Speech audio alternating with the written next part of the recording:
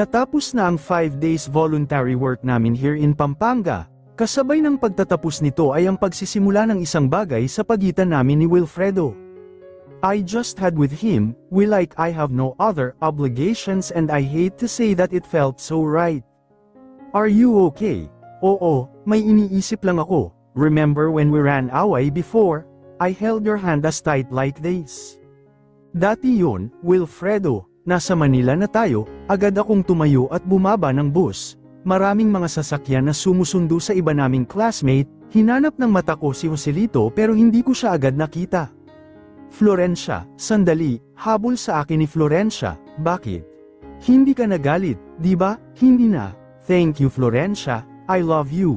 Nakatayo lang kami sa isang gilid habang nakikita na nagsisialisan ang ibang tao. Joselito is late for an hour obviously. Pero okay lang sa akin dahil baka galing siya sa work at isa pa, Wilfredo was here. Mommy, napalingon ako and I saw Marjun running towards me. May anak ako, yun ang pumasok sa isip ko. Gumawa ako ng mali nang di man lang naiisip ang aking anak at asawa, hinayaan kong malunod ako sa pagkakamali ng kahapon. Agad ko siyang niyakap ng mahigpit dahil dun, Mommy, I miss you too anak. Ang bango ng baby ko, naligo ka ba bago pumunta dito ah? Opo, pinaliguan ako ni Daddy, sabi niya ang big boy daw po dapat pinapaliguan. Mommy, naging big boy ako nung wala ka, ni-train ako ni Daddy para pagdating mo magpapahinga ka na lang tapos alagaan ka namin. Talaga, ang bait naman ng big boy ko, pero kahit big boy ka na ikaw pa rin ang baby ni Mommy ah. The same expression na mayroon si Joselito pag ayaw nito ang nakikita niya. Hi, Marjun, may nararamdaman si Wilfredo para sa kanya. Sino ka? Mommy, sino siya? Marjun asked me. Teacher ni Mommy, sabi ko sa kanya. Hi, Marjun, ako nga pala si Teacher Wilfredo. Hello din po, sagot niya at saka nagtago sa aking hita. Mommy, Daddy is waiting for us. He ran just to hug me tight. Ramdam na ramdam ko ang pagkamis niya sa akin. Ang naisip ko ng mga oras na yun, my husband missed me and here I am. I slept with my ex. Namiss kita, hon, humiwalay ako sa kanya and kissed him in his lips. Namiss din kita. Sorry for being a little late, ang dami kong tinapos-tapos yung mas mataas sa akin di pumayag na umalis ako agad. Nagalit ka ba? Hindi naman ako naghintay ng matagal, Joselito, binantayan ko ang asawa mo habang hinihintay ka niya. Maraming salamat sa pagbabantay sa aking asawa, ang tagal pala ng 5 days, hon, pakiramdam ko forever na yun, pag di ka pa dumating ngayon baka nabaliw na ako sa pagkamis sa'yo, sabi niya sa akin at hinalikan ng ulo ko, ilong ko tapos cheeks ko saka sinunod niya ang lips ko saka baba ko. Ako din, pakiramdam ko ang tagal, pakiramdam ko ang daming nangyari. Magkwento ka sa akin, hon, nagluto si mama ng maraming dinner for us. Akala ata papayat ka ng sobra pagdating mo at marami siyang niluto, we better hurry home para makapagpahinga ka na. Napatingin ako kay Wilfredo na tahimik lang na nakikinig sa amin. Mauna na ako, mauna ka na, bakit hindi ka sumama sa amin sa hapunan? Nakangiting tanong ni Joselito. Han, huwag mo na siyang yayain, baka busy siya, why not? He brought you home safe tapos naghintay siya kasama ka, saka marami naman yung niluto ni mama. I told you, she cooked a lot. It will be fun pag may kasama tayo na kakain, no? Hindi pwede yun kilala ni mama at papa si Wilfredo baka makaalala si Joselito kung nagkataon, no, it can't happen. Oo pero huwag na, baka busy si Professor, hayaan na lang natin siya. Gusto mo bang sumali, Sir Wilfredo? Of course, I would love to. Wala naman akong kasama pag-uwi at gutom na rin ako para di na rin ako magluto. Then that's great, let's go. Si Wilfredo naman sumakay sa kotse niya. We arrived on my place after a while. Kinakabahan ako nang marating na namin ang bahay. Di nga ako nakakinig ng maayos sa kwento ni Marjun sa akin. Mommy, inipon ko scores ko kaya I have many perfect scores. Tingnan mo po sila, hila sa akin ni Marjun papunta sa kwarto niya. Marjun, huwag mong pagurin ng mommy mo dahil galing lang siya sa biyahe. Napabuntong hininga na lang ako at in-entertain ang kakulaitan ng aking anak. Namiss mo ba si mommy? Sobra mommy, lalo na si daddy kulang na lang mag-cry si daddy kasi miss na miss ka niya. Mas big boy ako kesa kay daddy kasi ako di ako cry. Noong tumawag ang daddy mo ang sabi niya, umiiyak ka raw. Saglit lang yun, tapos di na ako cry, proud niyang saad sa akin, ikaw mommy, na mismo kami ni daddy. Oo naman, kaso lang medyo nalibang ang mommy mo, parang may nagawang mali. Ano po yun mommy, aayusin ni mommy yung nagawa niya, kaya magsosorry na si mommy sa'yo ha, it will never happen again. Pare, feel at home, ha, their place is big, madaming furnitures and stuffs na antik tingnan. Napunta ang atensyon ko sa gitnang parte ng bahay at nakita ko ang kanilang wedding picture. I married Florencia again after my accident, it's a simple wedding pero kumpara doon sa una naming picture that one is happy. Gaano na kayo katagal? Almost 8 years na rin. Naku, bakit? Tumawa siya at saka kinamot ang ulo niya. Pwede ba kitang tawaging pare? I mean teacher ka at nakalimot ako. I can see a changed man right now. Iba doon sa Joselito na nakilala ko at some ire sa amin ni Florencia, years ago, but still he's Joselito. Paano na lang kung bumalik ang alaala niya? Florencia might try again. Sige lang, mas gusto ko nga yung pare dahil mas comfortable. Pasensya ka na ha, nakikita ko kasing magaan loob sa'yo ng asawa ko. Kaya gusto ko rin na maging malapit sa iyo bilang kaibigan, wala kasing masyadong kaibigan niyang si Florencia, dito lang siya lagi sa bahay namin nag-aalaga sa anak namin. Handa na yung dinner, unfortunately mom wouldn't join us. Inatake kasi ng vertigo at nagpapahinga na. Joselito, ipapainit ko rin ba yung soup and, natigil ang nagsalita nang makita niya ako, it was Joselito's dad, Ponzi, the guy who separated me and Florencia at nakipag-connive pa sa aking mga magulang, kung di niya kinampihan si Joselito noon na ipaglaban ko sana si Florencia. What are you doing here? Tanong niya sa akin, Dad, he's Florencia's professor, I invited him over for dinner. Good afternoon, sir, I greeted him with a sly smile, he's also my new friend Dad, nakilala siya ni Papa, at alam ko na puno na ito ng tanong ngayon, nakagat ko ang aking lobby. Alam kong tatanungin niya ako matapos nito. At isa pa, Wilfredo can trigger Joselito's memories. Malakas na tumibok ang puso ko dahil sa kabang nararamdaman ko. Okay, handa na yung dinner, pumunta na kayo doon, tawagan mo na rin si Florencia, baka lumamig na ang pagkain. Umakyat si Joelito at naiwan kami ng dad niya doon. He sighed when he saw me. Iho, anong ginagawa mo dito? Na-ask me. Tulad ng sinabi niya. I am Florencia's professor, niyaya niya ako papunta dito, I told him. Iho, perpekto na ang pamilya nila. Sana huwag kang maging dahilan para masira ito, ito ang pangarap ni Florencia para kay Marjun. Hindi ako ganun kasama katulad ng anak niyo, kaligayahan lang ni Florencia ang gusto ko, alam ko kung ano ang magpapasaya sa kanya, and it can never be Joselito, alam kong ako ang makakapagpasaya sa kanya. Nakita kong bumaba na si Florencia kasama ang anak niya at si Joselito. Inaya na rin ako na kumain ni Joselito. They talk a lot while eating, madaldal kasi si Marjun at nagmukhang ito pa ang matagal na umalis, at namasyal sa maaliw dahil sa dami ng kwento niya kay Florencia. I can see her happy because of that. Tiningnan ko sila ni Joselito at nakita ko ang pinangarap kong buhay kasama si Florencia. Ako rin subuan mo rin ako, gusto subuan mo ako, mommy. Di ba big boy ka na? Baby boy lang ang sinusubuan ko, sagot ni Florencia at sinubuan ang anak niya. Hindi na ako baby boy mommy. Huwag mo na akong subuan. Hindi na ako baby boy. It was fun to watch them but because of my frustrations, I lost my appetite. Dapat kami ni Florencia ang ganito kasaya ngayon at hindi silang dalawa ni Joselito. After our dinner, Joselito's dad invited me for a drink. Uuwi na sana ako pero I decided to accept his offer. Florencia went to wash the dishes while Marjun was the one wiping the plates.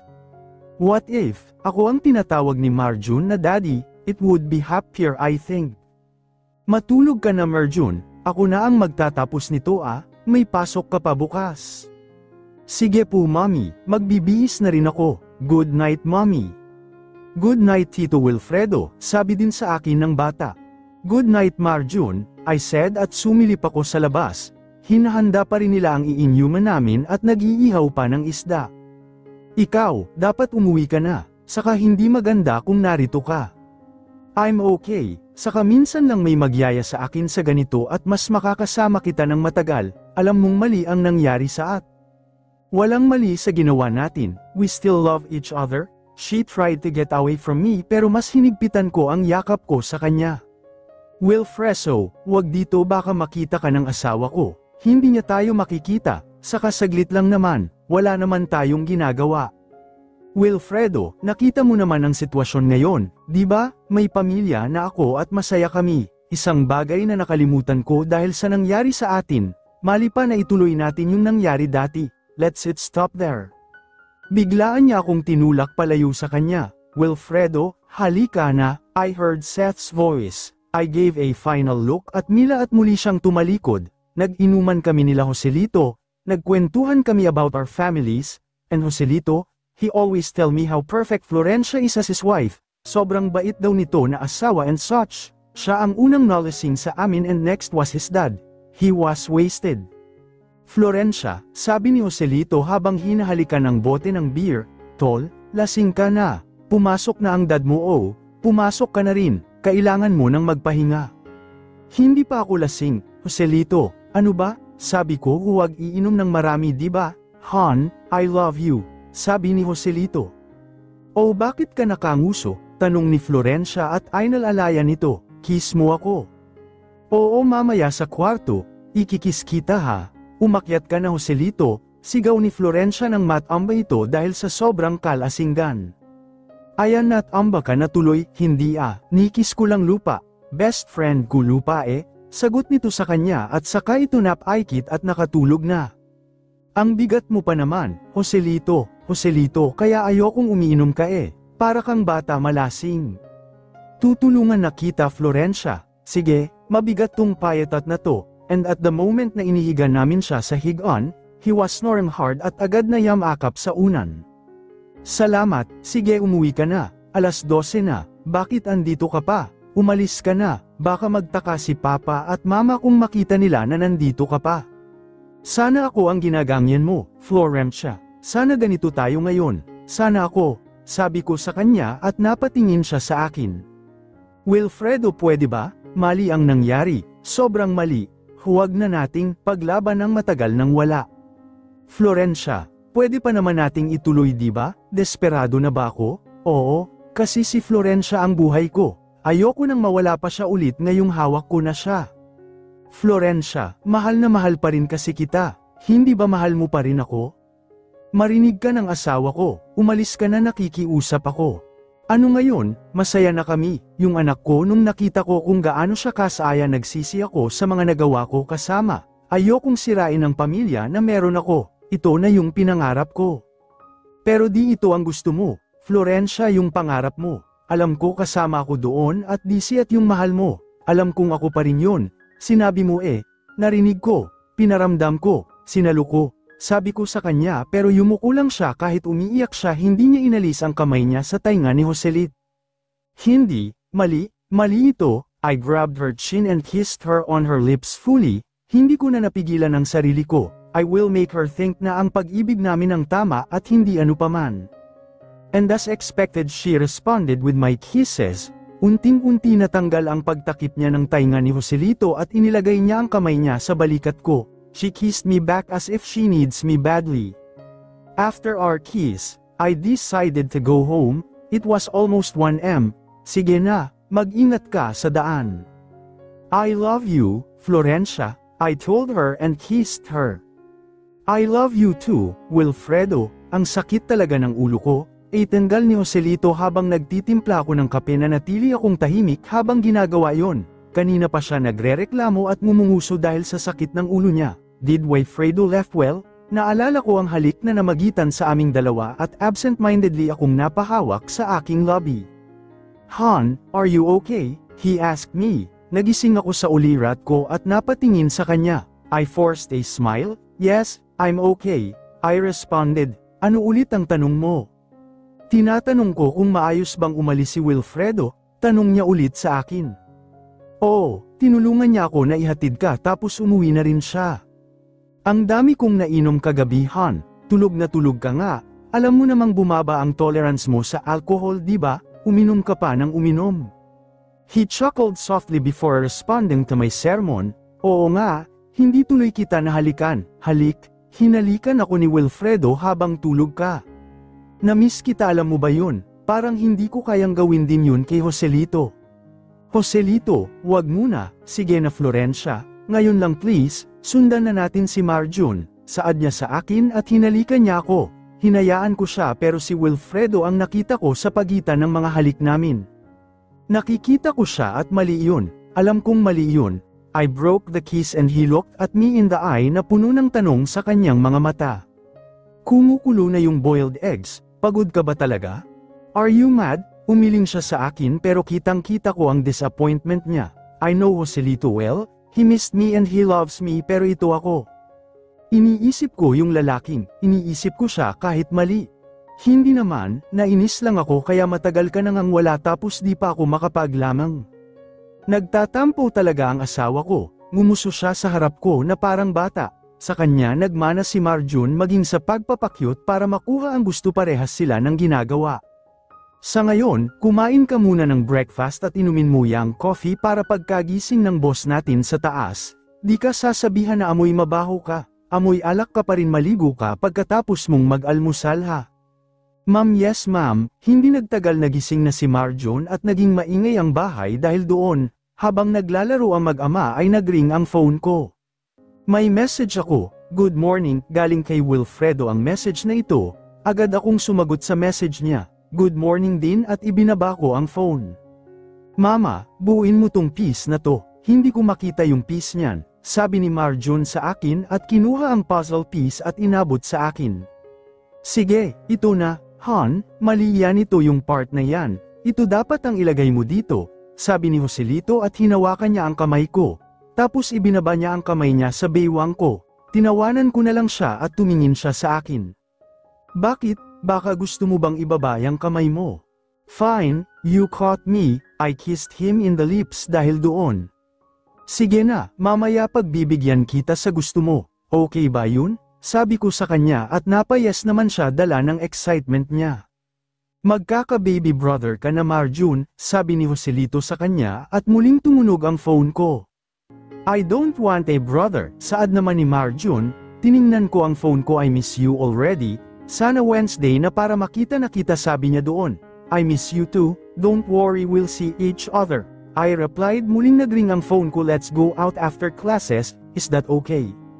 Napatingin ako kay Joselito na masayang nakikipagtalo sa anak namin tungkol sa magiging kapatid nito. Hindi, gagawa kami ng mommy mo, magkakaroon na kami ng bagong baby. Ayoko, ako lang baby ni mommy, sabi ni Marjun at paiyak na ito. Joke lang naman anak ko, huwag ka nang umiyak. Sure, we can pero saglit lang ha, kailangan ako ang magpatulog kay Marjun. And I pressed send at binaba ko ulit ang cellphone ko. Sinong cat ext mo, Han? Kaklase ko lang Lexi. Nangangamusta di daw kasi siya makamove on dun sa volunteer event. It must be fun, sa susunod sasama ako Han, masayang sagot ni Joselito sa akin. May reply doon na nagsasabing, great, napabuntong hininga na lang ako at saka pinagpatuloy ang pakikipaglaro sa kanilang dalawa. Nasa mall kami ni Marjun ngayon, nagyaya kasi siya na mag-Jollibee after his class. Gutom din naman ako at gusto ko ring makipaglaro sa anak ko kaya naman sinamahan ko siya. Namiss ko din kasi ang anak ko. Masyado akong naging busy sa aking pag-aaral at di ko na siya gaano nalalaro, mabuti nga at di nagtatampo masyado si Marjun. Pagkatapos naming kumain ay naglakad-lakad muna kami sa labas. Hindi naman makulit si Marjun kapag pinapasil kaya di iinit ang ulo mo kung kasama mo siya sa labas. Behave naman tong anak ko, habang inuubos niya ang chocolate sundae niya naglalakad-lakad muna kami. We stopped sa harap ng isang lingerie store, nakita ko ang kulay itim na lingerie na maganda, hindi ko alam kung bakit ako pumasok doon. I just found myself choosing a new lingerie. Mommy, what are we doing here? Tanong ni Marjun sa akin. Bibili lang si mommy ng undergarments niya. EWW mommy, sagot niya sa akin. Yes, ma'am, ano pong design kailangan nila? Tanong sa akin ng sales lady. Honeymoon po ba or pang daily lang ma'am, yung pang special sana, I told her at bahagya akong namula. Bakit ko ba naisip na bumili ng Ling Erie? I mean, hindi naman nagrereklamo si Joselito sa suot ko. Kahit nga boxers ni Marjon ang suot ko okay lang sa kanya. Pero si Wilfredo tinawanan ako nung suot ko yung boxers ni Majon. Binibili ko ba to para kay Wilfredo, ma'am? Ano pong size? She asked me again. Nagising ako sa aking mga iniisip. A small sa underwear tapos 36B sa brassiere, sagot ko sa kanya at nagpakita siya ng mga designs. Nakita ko ang itim na pares, na may simpleng puting laces na tahi. Gusto ko yan, pakibalot, dagdag ko pa and she did. Dumiretso na kami sa Kaera para magbayad. Mommy, bakit kailangan mo pa ng bagong ganyan? Di naman yan nakikita kapag suot-suot mo. Nakakahiya kasi yung mga gamit ng mommy, why do you need it? Basta kailangan ni mommy, huwag ng maraming tanong kundi uubusin ko yung ice cream mo. Banta ko sa bata at ngumuso naman ito ng pagkahaba-haba. Mana talaga siya sa tatay niya. Binayaran ko na yung Ling Erie at lumabas na kami ng mall at saka na kami umuwi. Han, bilasan mo late ka na sa school mo. Baka mamaya magmadali ka na naman, sigaw ni Joelito sa harap ng CR namin. Oo, sagot ko sa kanya at tiningnan ko ang sarili ko sa salamin. Suot-suot ko na yung Ling Erie na binili ko. Nakagat ko ang lobby ko sa naisip ko. Kakain lang kayo mamaya Florencia. Wala nang iba, bakit mo ba iniisip na hi? Sabi ko sa isip ko at agad kong sinuot ang damit ko para makaalis na kami. Malilate na ako tapos iniisip ko pa kung ano ang gagawin namin ni Wilfredo.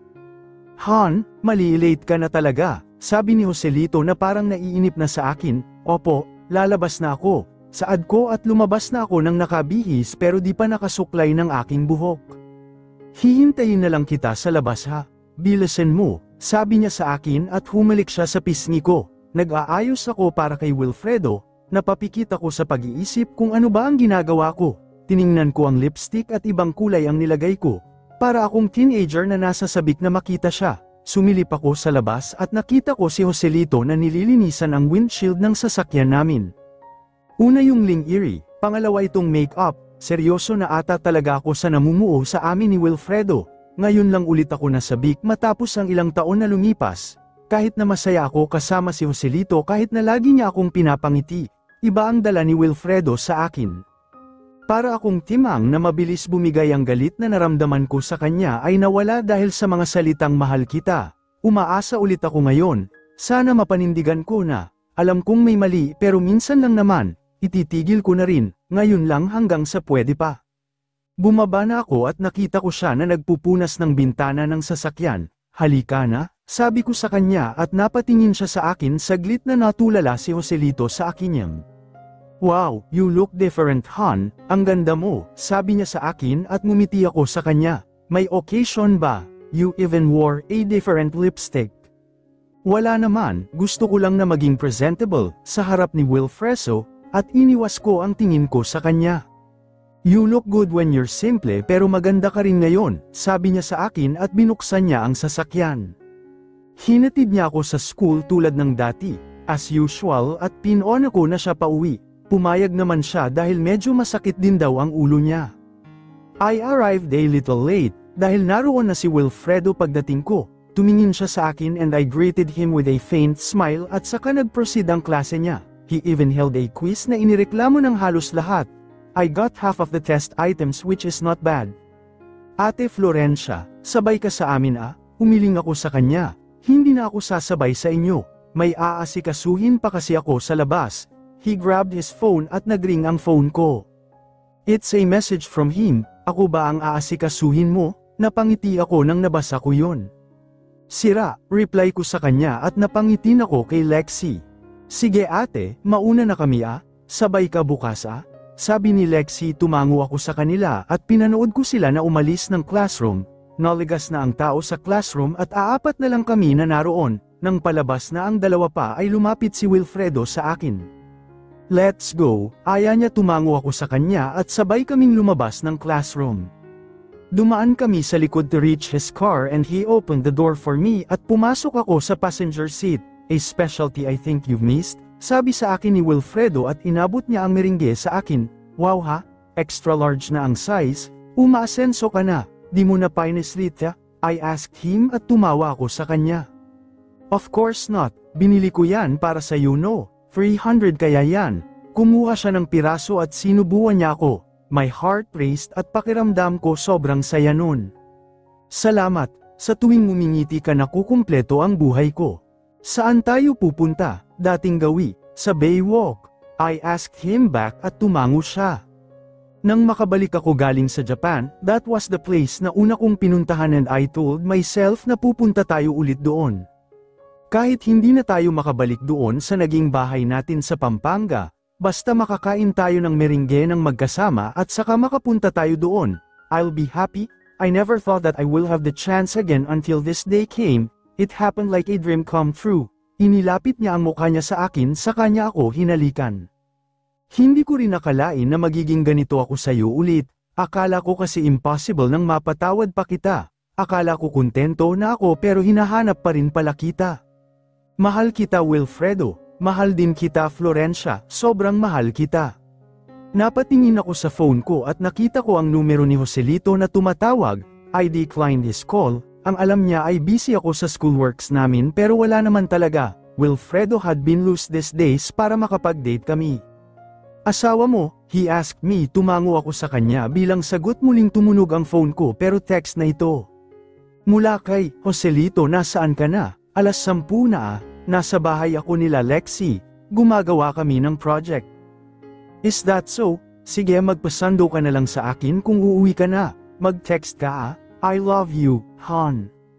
Hindi ako sumagot dahil bumigat ang pakiramdam ko. Yung asawa ko na walang alam sa mga pinaggagawa ko. Nakukonsensya ako. Nagsinungaling ako sa kanya. Sabi ko kay Wilfredo.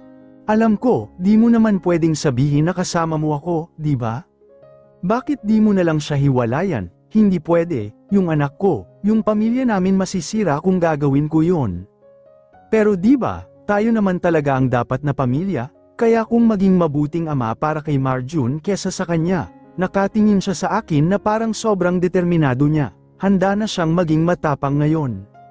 Florencia, di ba tinuloy natin itong sa atin kasi mahal natin ang isa't isa, kasi kaligayahan natin ang isa't isa, bakit ang hirap sa'yo ng gagawin mo? Hihiwalayan mo lang naman siya, di ba? Mahal ako ni Joselito at mahalaga siya sa akin. Hindi lang siya basta asawa ko Wilfredo, kaati ko na siya sa buhay ko, at masasaktan ko siya kung biglaan ko siyang hihiwalayan at iiwan ng dahil lang sa'yo. Nang dahil lang sa akin, hindi ba mahal mo pa rin ako? Di ba ako talaga? I'm sorry, I didn't mean to say that, I responded at saka ko nakagat ang labi ko. Hindi, sinasadya, he asked me, naiintindihan mo naman ako, di ba, Wilfredo, pamilya ko ang prioridad ko. Oo na, naiintindihan ko ang ibig sabihin mo, third party nga pala ako. Hinabol ko siya at tinawag pero di siya lumingon, nagalit at nagtampo na siya ng tuluyan. Complicated ang sitwasyon namin dahil mayroon akong pamilya. Sige naman kailangan pang tawagin para lang lumingon, saad ko sa kanya at tumabi ako sa kanya, sorry na. Oo na nga, naiintindihan ko, pinaharap ko siya sa akin at hinalikan ko siya sa lobby.